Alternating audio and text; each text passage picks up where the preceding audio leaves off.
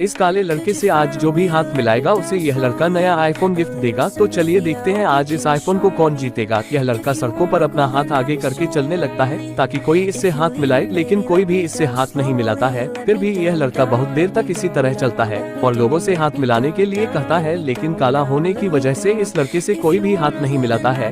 इतने में वहाँ पर एक चोर आता है और वह इस लड़के के हाथ से आईफोन छीनकर भाग जाता है। उसके बाद कुछ ऐसा हुआ जिसे देखकर आप भी हैरान हो जाओगे। उसे देखने से पहले अगर आप भी मेरी तरह इन पैसों से ज्यादा अपनी माँ से प्यार करते हो तो इस वीडियो को लाइक करके चैनल को सब्सक्राइब कर दो। क्या यार अपनी माँ के प्यार में इतना भी नहीं कर सकते? लास्ट में यह आदमी इस काले लड़के से हाथ मिलाता है और इस आईफोन को जीत जाता है।